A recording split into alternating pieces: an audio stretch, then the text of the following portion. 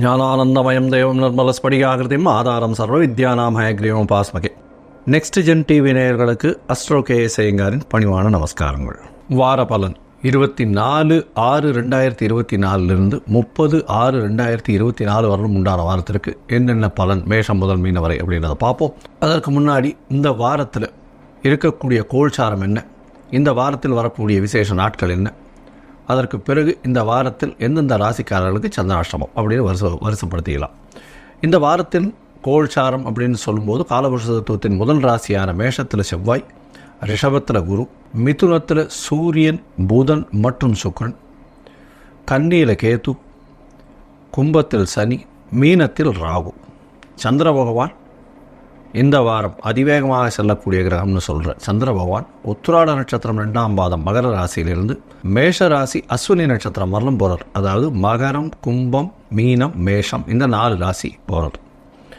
இந்த வாரத்தில் இன்னொரு பயிற்சி இருக்குது. புத பகவான் மிதுனத்திலிருந்து கடகத்திற்கு போகிறார். அதாவது 26/6/2024 வரணும். ஆனால் அன்னைக்கு மிதுனத்திலிருந்து கடகத்துக்கு போகிறார். இந்த வாரத்தில் இருக்கக்கூடிய விசேஷ நாட்கள் அப்படின்னு பார்த்தோம்னா 25/6/2024 ஸ்ரவண விரதம். ஸ்ரவண விரதம்னு சொல்லக்கூடியது வைணவர்களுக்கு மிகவும் ஏற்றது. திரு ஓணம் அப்படின்னு சொல்லக்கூடியது. ஸ்ரவணம் அப்படின்றது திரு ஓணம். 2 நட்சத்திரங்கள் தான் திருன்ற அடைமொழி கொடுக்கப்பட்டிருக்கு. ஒன்று திரு ஓணம், இன்னொன்று திரு ஆதிரை. திரு ஓணம் பெருமாளுக்கு உண்டான நட்சத்திரம், திரு ஆதிரை சிவபெருமானுக்கு உண்டான நட்சத்திரம். ஸோ இதனால் ரெண்டுமே மிகுந்த ஏற்றம் பெறக்கூடிய நட்சத்திரங்களாக சொல்லக்கூடியது. திருவோணம் மகர ராசியில் வருது. ஓணம் மிகப்பெரிய ஏற்றமான நட்சத்திரம். மகர ராசியில் சனி பகவானுடைய ராசியில் சந்திரனுடைய நட்சத்திரம், சமசப்தமாதிபதினு சொல்லக்கூடிய சந்திரனுடைய நட்சத்திரம். நல்ல ஒரு ஏற்றம். இந்த திருவோணத்திற்கு விரதம் இருக்கிறது ரொம்ப விசேஷம். ஸ்ரவண விரதம் இருந்து வீட்டில், அதாவது எந்த ஒரு காரியத்தையும் எடுத்து நல்லபடியாக நடக்கணும்னு வேண்டிண்டு ஸ்ரவண விரதம் இருக்கிறது ரொம்ப விசேஷம். இந்த காலகட்டத்தில் இந்த விரதத்தப்போ அந்த சொஜ்ஜி பண்ணி சாப்பிடுவா, ஸ்வீட் பண்ணி சாப்பிடுவா. இது உப்பு, காரம், புளிப்பு இதெல்லாம் எடுக்கிறது கிடையாது.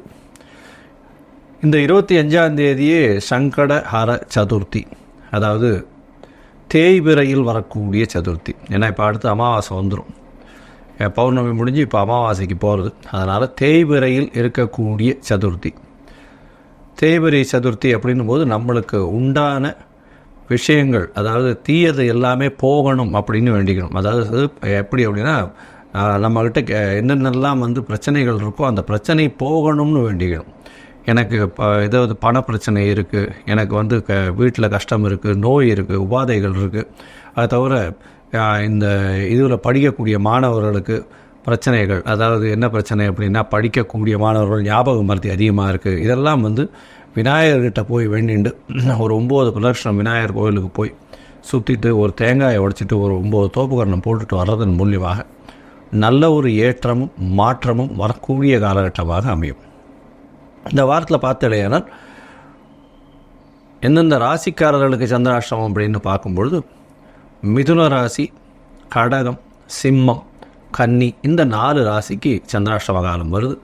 இந்த சந்திராஷ்டம காலம் அப்படின்னா உங்களுடைய பிறந்த ராசிக்கு இப்போ இருக்கக்கூடிய கோச்சாரத்தில் சந்திரன் 8ஆம் இடத்துல மறையக்கூடிய காலகட்டத்தை சந்திராஷ்டமம்னு சொல்கிறோம். சந்திராஷ்டமம் ஏன் ரொம்ப முக்கியத்துவம் பெறுறது அப்படின்னு பார்த்தோன்னா, சந்திர பகவான்றவன் மதிகாரகன். மதிகாரகன் மறைந்து இருக்கக்கூடிய காலத்தில் தவறான முடிவுகள் எடுக்கக்கூடும். அதனால் வெளியூர் வெளிமாநில பிரயாணங்கள் வேண்டாம். அதை தவிர புது முயற்சிகள் வேண்டாம் அப்படின்னு சொல்கிறோம். யாருக்கும் ஜாமீன் கையெழுத்து போடுறது, தேவையில்லாமல் வார்த்தைகளை விடுறது, இதெல்லாம் கொஞ்சம் கட்டுப்பாட்டில் இருக்கிறது ரொம்பவும் நல்லது. இந்த காலகட்டத்தில் ஒருவேளை நீங்கள் பண்ண வேண்டிய கட்டாயத்தில் இருந்தீர்களே ஆனால் சந்திர பகவானுக்கு உண்டான எளிய பரிகாரம்னு சொல்லக்கூடிய பச்சரிசியும் நெல் இது உங்களால் முடிஞ்ச அளவுக்கு பக்கத்தில் இருக்கிற விநாயகர் கோவிலில் கொடுத்துட்டு போங்க.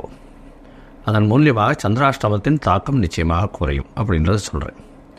சரி, இப்போது மேஷம் முதல் மீனம் வரை இந்த வாரமான 24/6/2024 30/6/2024 வரை எப்படி இருக்குதுன்னு பார்க்கலாம். அதற்கு முன்னாடி என்னுடைய மொபைல் நம்பர் கீழே ஸ்க்ராலிங்கில் வந்துட்டுருக்கும். உங்களுக்கு அஸ்ட்ராலாஜிக்கல் கன்சல்ட் தேவைப்பட்டதுன்னா நீங்கள் என்னுடைய மொபைலுக்கு கான்டாக்ட் பண்ணுங்க. உங்களுடைய டேட்டு, டைமு, பிளேஸு, அதை தவிர உங்களுடைய பெயர், தாய் தகப்பன் பெயர் எனக்கு அனுப்பி வைங்க. நான் என்னுடைய கட்டணம் என்னன்னு சொல்கிறேன். உங்களுடைய அதாவது டைமை வச்சு பாத சந்தி இருக்கா, அதாவது நட்சத்திர சந்தி, பாத சந்தி, நட்சத்திர சந்தி, அதை தவிர வந்து இந்த லக்ன சந்தி, லக்ன பாத சந்தி இதெல்லாம் இருக்கா அப்படின்றத பார்த்துட்டு, உங்களுடைய தசாபுக்தி அந்தரம் சூக்ஷ்மம் இதெல்லாம் எப்படி இருக்குன்றதையும் பார்த்துட்டு, உங்களுக்கு உண்டான எளிய பரிகாரம் அதை தவிர என்ன பலன்கள் அப்படின்றத சொல்கிறேன். இப்போது மேஷம் முதல் மீனம் வரை 24/6/2024 30/6/2024 வரை உண்டான பலன்கள் என்னன்னு பார்க்கலாம். தனுசு, மூலம், பூராடம், உத்திராடம் இந்த 3 நட்சத்திரம் 9 பாதங்களை கொண்ட ராசி. ராசியின் அதிபதினு சொல்லக்கூடிய குரு பகவான் ராசிக்கு 6ஆம் இடத்துல இருக்கார். உங்களுடைய ராசிக்கு சப்தமம் வந்து 3 கிரகங்கள் இருக்கக்கூடிய காலகட்டம். சூரியன், புதன் மற்றும் சுக்கிரன். புத பகவான் 26ஆம் தேதி அன்றைக்கி உங்களுடைய ராசிக்கு 8ஆம் இடத்துல போல. இந்த வாரத்தை பார்த்தெல்லாம் உங்களுடைய ராசிக்கு 3ஆம் இடத்துல இருக்கக்கூடிய சனி பகவான் மூலியம் புதிய முயற்சி வரும். புதிய வேலை வாய்ப்பு கிடைக்கக்கூடிய வாய்ப்புகள் உண்டு. புதிய கடன் இருக்கக்கூடிய வாய்ப்புகள் நிச்சயமாக உண்டு.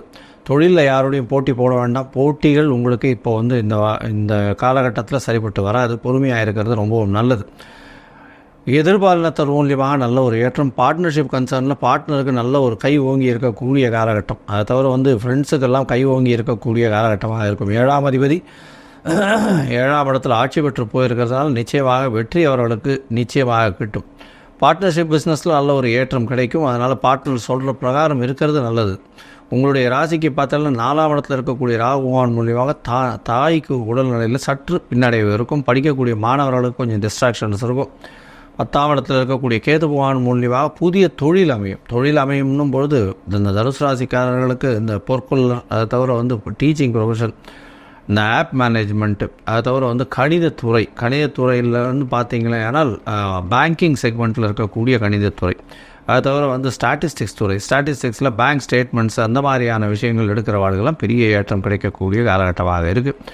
இந்த இதில் வந்து ஐடி செக்டரில் இருக்கிறவங்க, டீம் மேனேஜர்ஸ், இது சொல்கிறவங்க, நாலேஜ் ட்ரான்ஸ்ஃபர் பண்ணுறவங்களுக்கெல்லாம் பெரிய ஏற்றம் கிடைக்கக்கூடிய காலகட்டமாக அமைய போகிறது.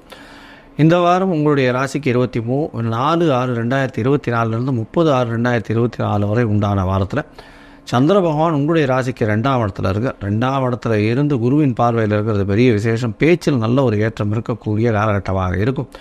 26ஆம் தேதி காலை ஒரு 4:30 மணி வரலும் இருக்கக்கூடிய காலகட்டமாக அமைய போகிறது. உங்களுடைய ராசிக்கு 3ஆம் இடத்துல சந்திர பகவான் போகிறார். புனர்ப்பு யோகம் அமையிறது. 8ஆம் அதிபதி 3ஆம் இடத்துல போகிறதன் மூலியமாக நல்ல ஒரு ஏற்றம். இதன் மூலியமாக என்ன அப்படின்னா, 8ஆம் அதிபதி இன்னொரு மறைவு ஸ்தானத்துக்கு போகிறதுனால முயற்சிகள் நிச்சயமாக வெற்றியடையும். வெளிநாடு போகணுன்னு பார்த்துட்டு இருக்கிறவர்களுக்கு திடீர் வெளிநாட்டு யோகம் வரக்கூடிய வாய்ப்புகள் நிச்சயமாக உண்டு. இந்த வாரத்தில் வந்து 28ஆம் தேதி காலை ஒரு 7:30 மணி வரலும் வந்து சந்திர பகவான் உங்களுடைய ராசிக்கு 2ஆம் இடத்துல 3ஆம் இடத்துல இருக்க போகிறார். அதற்கு பிறகு 4ஆம் இடம் போகிறார். 4ஆம் இடத்துல போகக்கூடிய சந்திர பகவான் 28ஆம் தேதியிலிருந்து 30ஆம் தேதி காலை ஒரு 9:30 மணி வரலும் இருக்கார். 30ஆம் தேதி காலத்தால் 9:30 மணி வரலும் 4ஆம் இடத்துல இருக்கக்கூடிய 8ஆம் அதிபதி தாயின் உடல்நிலையில் கொஞ்சம் பிரச்சனையை கொஞ்சம் அதிகமாக்கக்கூடிய வாய்ப்பு உண்டு. படிக்கக்கூடிய மாணவர்களுக்கு மனக்லேசம் வரும். ஏன்னா சந்திரனோட சேர்ந்த ராகு பகவான் இருக்கிறதுனால சந்திரனுடைய ஒளி கம்மியாக கூடும். அதனால் வந்து மனக்லேசங்கள் வரும். ஒரு விஷயத்தை புரிஞ்சுன்னு படிக்கிறது ரொம்ப நல்லது. படித்து புரிஞ்சிக்காமல் இருக்கிறதன் மூலியமாக அது ஒரு வெற்றியை கொடுக்காது. உங்களுடைய ராசிக்கு பார்த்தோம்னா 4ஆம் இடத்துல சந்திர பகவான் போகும்போது ராகுவோட சம்பந்தம் அப்படின்றதுனால படிக்கக்கூடிய மாணவர்களுக்கு கொஞ்சம் பின்னடைவு இருக்கும். உங்களுடைய ராசிக்கு 5ஆம் இடத்துல சந்திர பகவான் போகிறார். சந்திர பகவான் 30ஆம் தேதி காத்தால் 9:15 2ஆம் தேதி மதியம் ஒரு 12:30 மணி வரலும் இருக்கார். இந்த காலகட்டத்தில் செவ்வாயோடு சேர்ந்திருக்கிறதால சந்திரன் மங்கள யோகம் அமையிறது. குழந்தை பிராப்தி ஏற்படக்கூடிய பாக்கியம் உண்டு. ஏன்னா 5ஆம் அதிபதி ஆட்சி பெற்று 5ஆம் இடத்துல இருக்கிறது பெரிய விசேஷம். அதை தவிர புதிய வீடு மனை வாங்கக்கூடிய பாக்கியம், புதுசாக நிலம் வாங்கக்கூடிய பாக்கியம், இந்த விவசாயிகளுக்கெல்லாம் நல்ல ஒரு ஏற்றம் இருக்கும். பண வரவிற்கு பஞ்சம் இருக்காது. மொத்தத்தில் பார்த்திங்கன்னா இந்த வாரம் நல்ல ஒரு ஏற்றமான வாரமாக உங்களுக்கு அமைய போகிறது. இந்த வாரத்தில் பார்த்தாலேயானால் நீங்கள் அருகில் இருக்கக்கூடிய நாமக்கல் ஆஞ்சநேயரை போய் சேவிச்சுட்டு வர்றதும், அதை தவிர நாமக்கல் ஆஞ்சநேயருக்கு ஒரு வெண்ணக்காப்பு முடிஞ்சதுன்னா சாத்திட்டு வர்றதும் பெரிய ஏற்றத்தை கொடுக்கும். மல்லிகைப்பூ வந்து ஒரு 5 முழம் வாங்கி சாத்திட்டு வாங்கும். இந்த ஆஞ்சநேயருக்கு நல்ல ஒரு ஏற்றம் கிடைக்கக்கூடிய வாரமாக இந்த வாரம் அமைய போகிறது. லோகா சமஸ்தா சுகினோ பவந்து. நன்றி, நமஸ்காரம்.